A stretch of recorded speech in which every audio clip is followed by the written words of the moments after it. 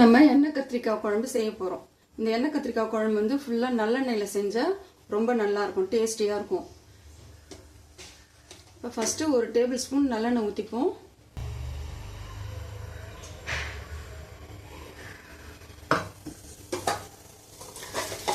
இந்த குழம்புக்கு ஒரு டேபிள் ஸ்பூன் சோம்பு தேவைப்படும். அதுலேருந்து இப்போ அரை டீஸ்பூன் வந்து சோம்பு எண்ணெயில் போட்டுக்கிறேன்.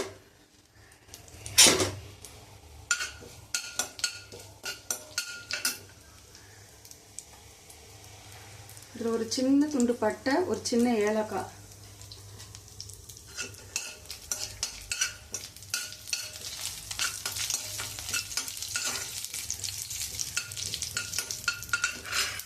சோம்பு பொரிஞ்சதும் ஒரு 4 முந்திரி பருப்பு போட்டுக்கும்.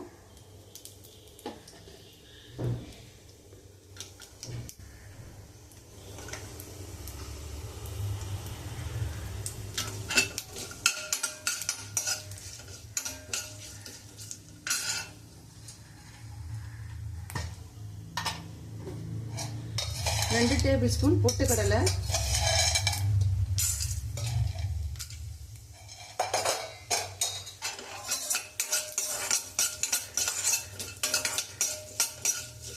ஸ்டவ்வை வந்து குறைச்சி வச்சுக்கணும், தீயாமல் இருக்கணும். ஒரு 2 பந்த அளவுக்கு தேங்காய் இந்த மாதிரி பொடி பொடியாக அரிஞ்சு போட்டுக்கணும். அந்த தேங்காயில் மேலே இருக்கிற அந்த கருப்பெல்லாம் எடுத்துடணும். எடுத்துட்டு அரிஞ்சிட்டு இது நல்லா வதக்கிக்கணும். தேங்காயில் இருக்க எண்ணெய் தண்ணி பசை போகிற வரைக்கும் வதக்கணும்.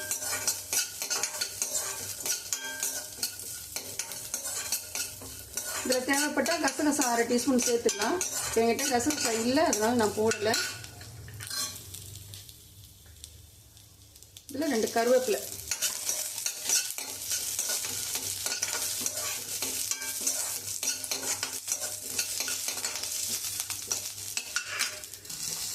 இது தனியாக ஒரு பிளேட்டுக்கு மாற்றிடுவோம்.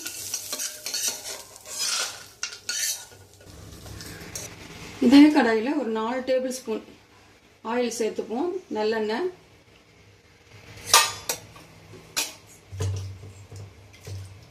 கத்திரிக்காவை இதே மாதிரி காம்பி நீக்கிட்டு நாலாக வெட்டி எடுத்துக்கிட்டோம். இதில் சொத்தை எதனா இருந்துட்டா என்ன பார்த்து க்ளீன் பண்ணி தண்ணியில் போட்டு வச்சுக்கணும்.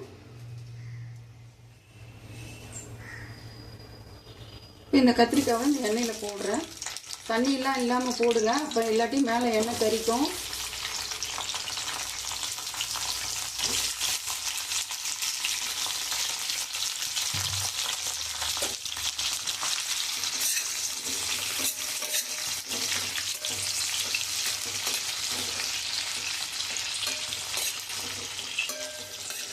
இது வந்து ஒரு 1/4 கிலோ கத்திரிக்காய் அளவு.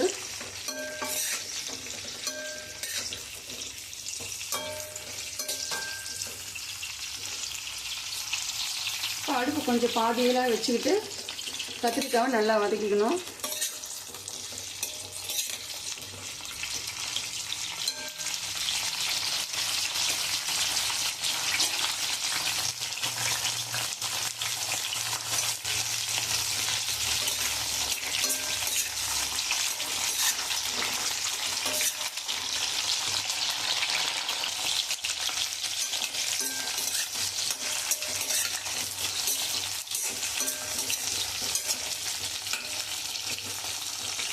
கத்திரிக்காய் கொஞ்சம் கலர் மாறும். இதை பாருங்கள், இப்போ வதங்கின உடனே கலர்லாம் மாறுது பாருங்கள்.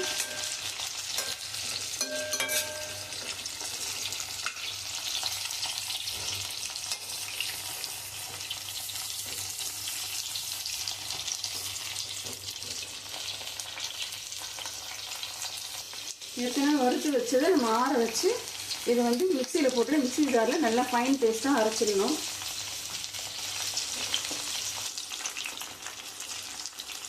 இப்போ இந்த கத்திரிக்காய் பாதி பக்குவத்தில் வெந்துடுச்சு இந்த எண்ணெயிலேயே. இதை இப்போ வேறு தட்டுக்கு மாற்றிக்குவோம். இப்போ இது மீன் இருக்கிற எண்ணெயிலேயே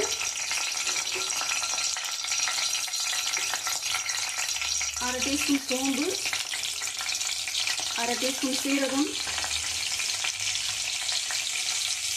வெந்தயம் ஒரு 1/4 டீஸ்பூன்.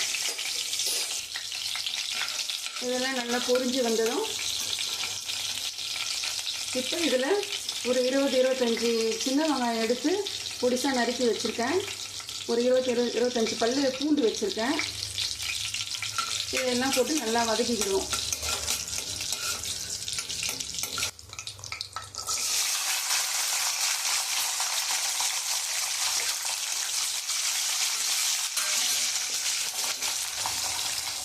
பூண்டு பல்லும் சின்ன வெங்காயத்தையும் போட்டு நல்லா எண்ணெயிலே வதக்கணும்.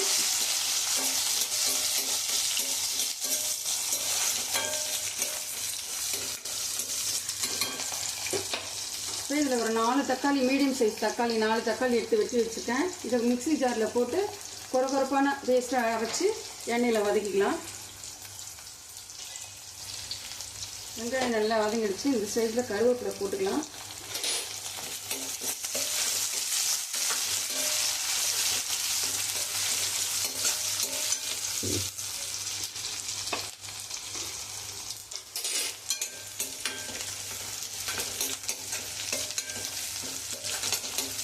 இந்த ஸ்டேஜில் தக்காளி மிக்ஸியில் அரைச்சி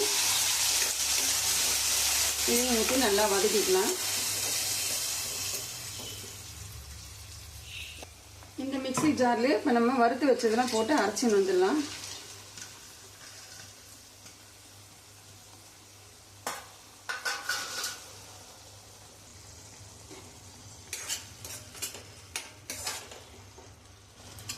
இந்த ஸ்டேஜில் 1/4 டீஸ்பூன் மஞ்சள் தூள்,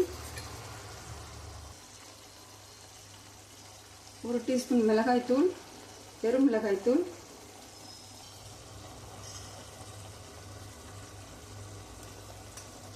1/2 டீஸ்பூன் தனியாத்தூள், கலருக்காக ஒரு 1/2 டீஸ்பூன் காஷ்மீரி மிளகாய் தூள் போடுறேன். இதெல்லாம் நல்லா வதக்கலாம். இது கூட வீட்டில் நம்ம பொடி அரைச்சி வச்ச வீட்டு மிளகாய் தூள் 1/2 டீஸ்பூன்.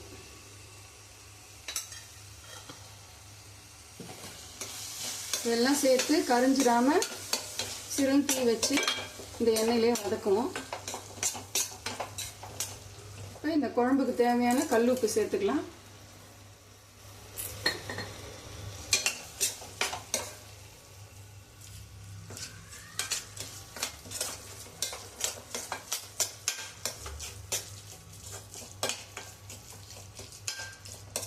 நல்லா இந்த மிளகாய் பொடியெல்லாம் பச்சை வாசனை போட்டு ஒரு வதக்கிட்டு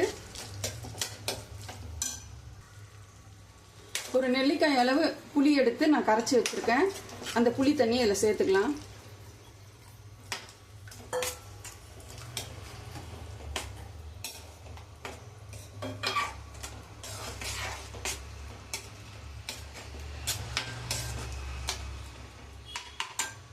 இது கூட ஒரு 1/2 டம்ளர் தண்ணி சேர்த்துப்போம்.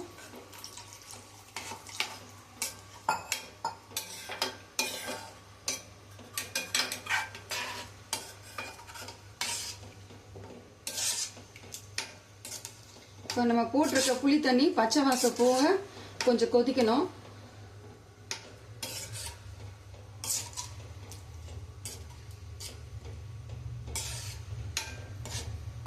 இந்த ஸ்டேஜில் உப்பு காரம் பார்த்துக்கலாம். இப்போ இது நல்லா கொதிச்சு வரட்டும். தட்டு போட்டு மூடிடுவோம். இப்போ தீ வந்து பாதி ஃப்ளேமில் வச்சுப்போம்.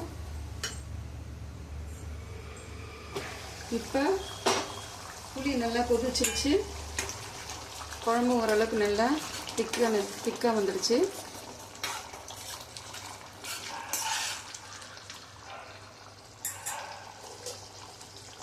இந்த ஸ்டேஜில் நம்ம இந்த கத்திரிக்காய் எண்ணெயில் பொரிச்சு வச்சதை இதை போட்டுக்குவோம். நம்ம எண்ணெயில் பொரிக்கும் போது பாதி தான் வெந்திருக்குது. மீதி இந்த கொஞ்ச நேரம் இந்த குழம்புலையும் வேகணும்.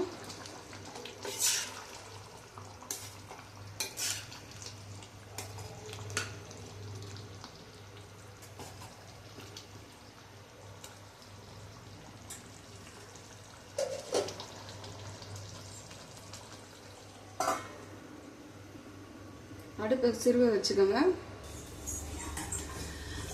இடையிடையே இந்த குழம்பு எடுத்து கொஞ்சம் கலரி விட்டுக்கோங்க.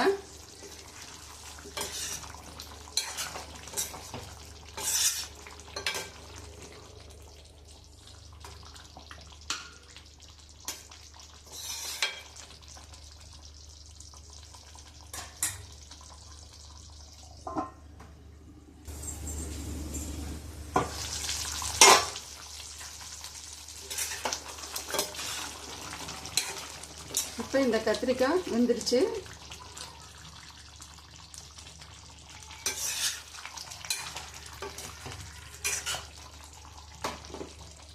இப்போ நம்ம அரைச்சி வச்ச பேஸ்ட்டை இதில் போட்டுக்குவோம்.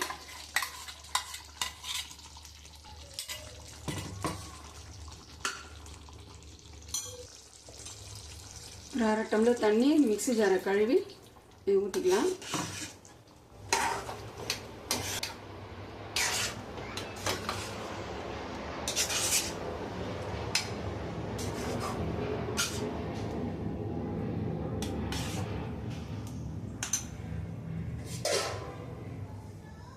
இப்போ ஒரு 1/2 டம்ளர் தண்ணி ஊற்றிக்கலாம். ரொம்ப திக்காக இருக்குது குழம்பு.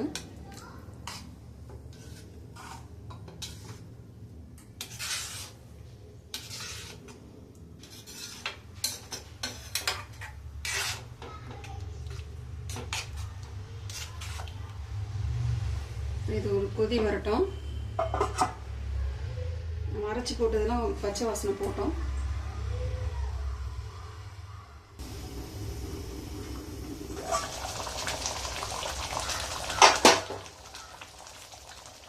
இப்போ பாருங்க நல்லா கொதி வந்துடுது.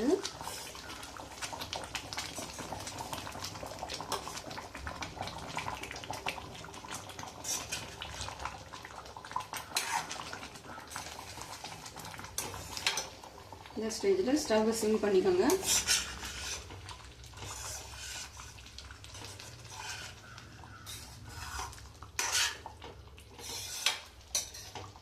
ஓரங்கள்லாம் ஓரளவுக்கு எண்ணெய் பிரிஞ்சு வருது.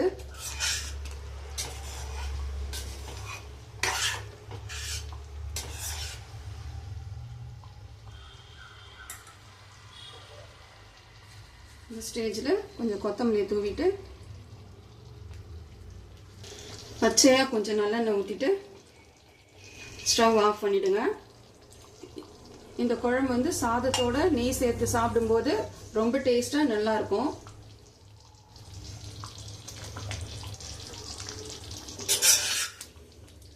பாருங்கள், சூப்பரான எண்ணெய் கத்திரிக்காய் குழம்பு ரெடி.